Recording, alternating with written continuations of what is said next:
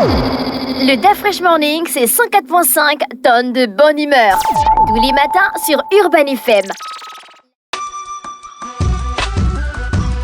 Vous êtes sur les 104.5 Urban FM, la station urbaine avec Jean-Paul. Jean-Paul, bonjour. Bonjour DaFresh. Comment tu vas ce matin? Ça va très bien. Tu as passé un bon week-end? Oui, tranquille. Quoi au programme? Samedi, j'étais en famille. On avait, une cérémonie de présentation. J'ai une de mes nièces dont le petit ami est venu officialiser un peu la relation. Et donc, ça a été un moment de retrouvailles familiales et festif aussi. Et puis hier, c'était vraiment une journée consacrée au repos. Vraiment, je n'ai pas bougé de chez moi. Je ne voulais pas du tout bouger. Et donc, voilà. J'en ai profité aussi pour terminer une série qui s'appelle Goliath. C'est une vieille série quand même. Elle existe depuis, je crois, 2010-2011. Très intéressante. Sur Netflix, non, sur Amazon Prime. Voilà, j'ai terminé la première saison. C'est vraiment une série très, très intéressante. D'accord, l'actualité locale est marquée par quoi ce matin? Bon, actualité sous-régionale, on va dire. On va en Afrique de l'Ouest, on va à Niamey au Niger, où samedi dernier, le colonel-major porte-parole du comité national pour le CNSP, le comité national pour la sauvegarde de la patrie, qui est si tu veux, l'organe militaire qui a pris le pouvoir le 26 juillet dernier, son porte-parole, le colonel-major Abdourahmane, a sur les ondes de la télévision nationale fait une annonce quand même assez importante, puisque le gouvernement nigérien, par sa voix, a annoncé la rupture de la coopération militaire qu'elle entretenait avec les États-Unis depuis 2012. Alors, il faut savoir que l'année dernière, après la prise de pouvoir, comme je l'ai dit, le 26 juillet, par les militaires au Niger, il y avait d'abord une première rupture de la coopération militaire avec la France, qui est aussi l'ancienne puissance colonisatrice. Cette rupture de la coopération militaire, suite au renversement du gouvernement du président Mohamed Bazoum, avait donc créé des tensions entre Paris et Niamey et entraîné également la rupture de cette coopération militaire. Enfin, pour les Nigériens, cette rupture a été unilatéralement faite par la France. Et donc, à la suite de cette rupture-là, la France avait décidé de quitter le Niger. C'était le 22 décembre de l'année dernière. Les Américains étaient restés parce qu'il faut savoir que la plus importante base militaire américaine dans la région se trouve à Niamey. Ils sont principalement dans deux villes.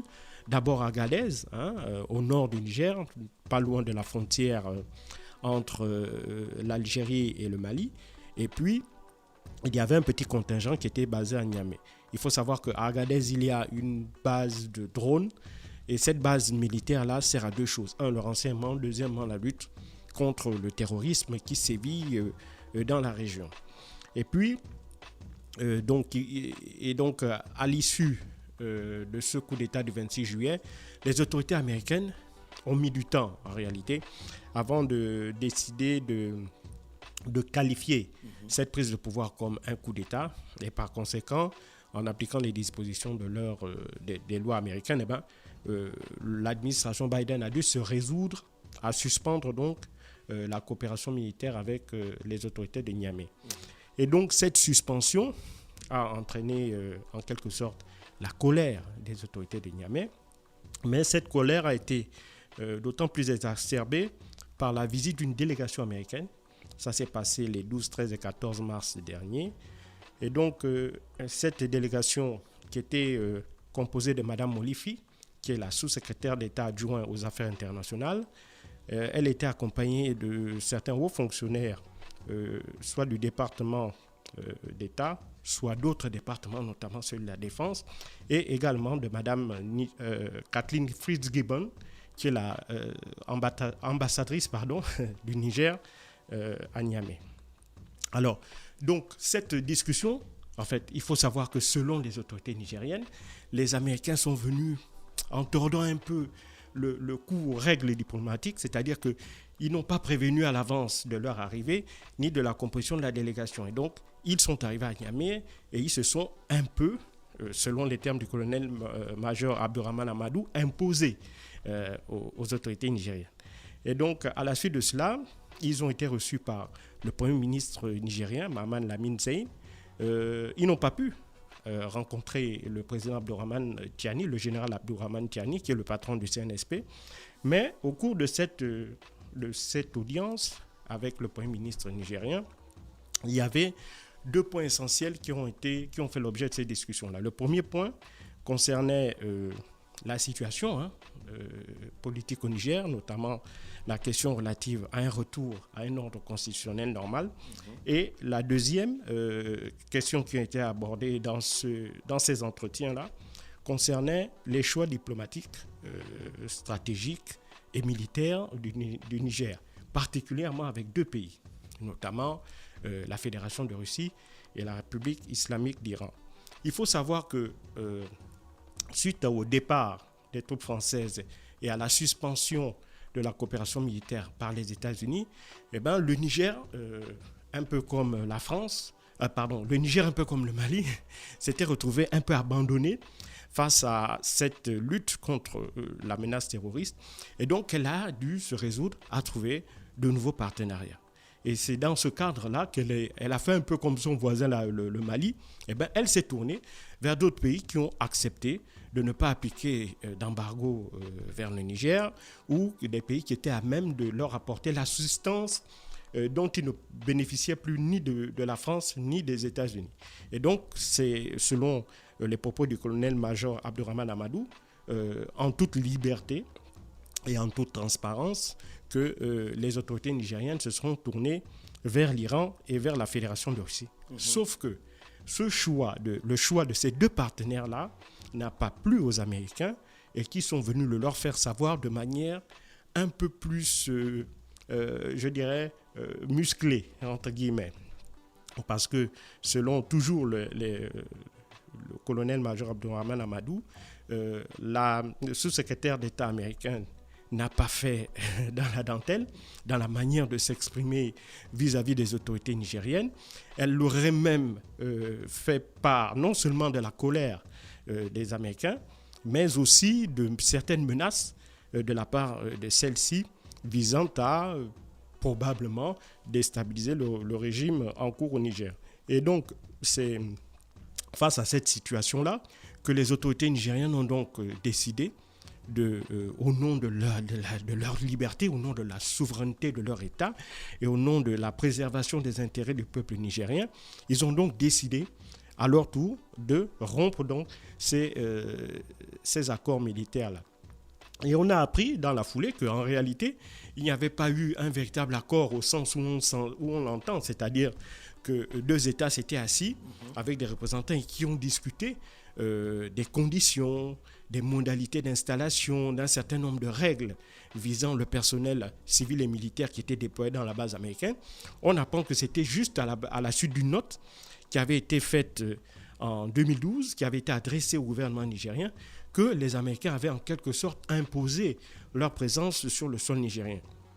Et donc, c'est de ce fait que, d'une part, l'installation, selon toujours les autorités nigériennes, l'implantation de cette base américaine ne s'est pas faite en respectant non seulement les lois et règlements du Niger, mais aussi les règles du droit international, puisque c'est unilatéralement que les Américains s'étaient installés au Niger.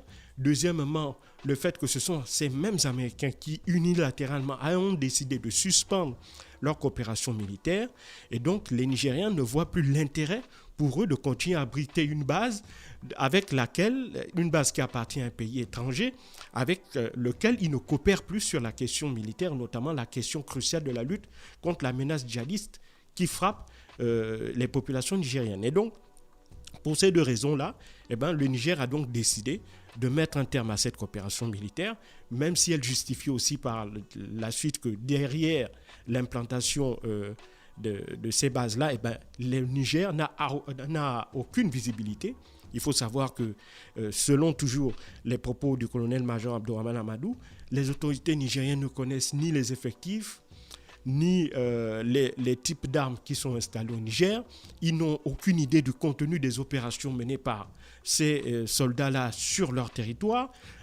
vers quelle direction, quelles sont les zones qui sont frappées, etc. Donc, c'est cette absence totale d'information concernant les opérations, les types d'opérations qui sont menées par les Américains sur le sol nigérien qui, à mon avis, selon toujours le colonel-major Abdourahmane Amadou, justifie aussi la rupture de cette coopération militaire. Donc les Nigériens se sont dit que d'abord, vous-même, vous êtes venus vous installer chez nous, vous ne nous avez pas demandé notre avis, vous avez vous-même défini les modalités d'implantation sur le territoire. Troisièmement, nous n'avons aucune visibilité sur les activités que vous menez sur notre territoire. Quatrièmement, à la suite d'un changement interne de régime, même si ce changement-là est anticonstitutionnel, vous-même, vous avez décidé de rompre la coopération militaire avec nos soldats. Et donc, il n'y a plus de raison, puisqu'il n'y a plus de coopération militaire, il n'y a donc plus de raison pour que les soldats américains continuent d'être installés dans un pays avec lequel ils ne coopèrent plus. Et donc, c'est de ce simple point de vue-là que les autorités nigériennes ont donc décidé de rompre la coopération militaire. Et donc, cette coopération militaire, la rupture a été faite avec effet immédiat, donc depuis le 16 mars.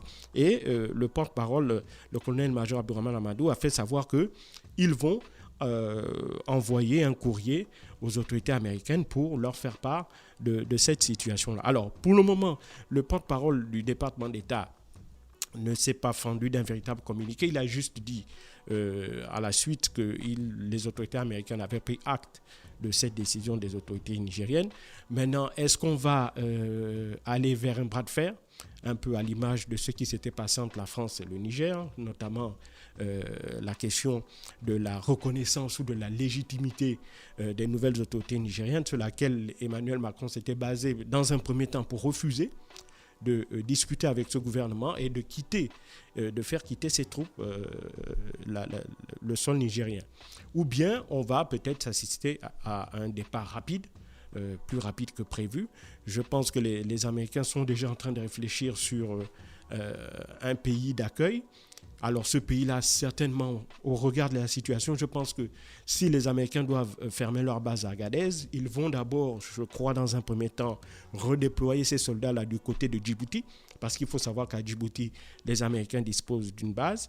Et donc, c'est même à Djibouti que se trouve, si tu veux, le centre opérationnel de l'Africom, qui est l'ensemble du dispositif américain sur le continent africain. Et donc, je crois que c'est d'abord vers là-bas que ça va se passer. Ou bien est-ce que les Américains vont revenir peut-être sur leur position, vont essayer de l'assouplir et vont essayer de discuter avec les autorités nigériennes? Parce que quitter le Niger, c'est fermer une base stratégique. C'est à partir du Niger qu'ils avaient un certain nombre de vues sur l'ensemble de l'Afrique de l'Ouest. Et donc, base stratégique, comment les gars, ils sont installés là-bas, Boko Haram sévit dans voilà. la zone.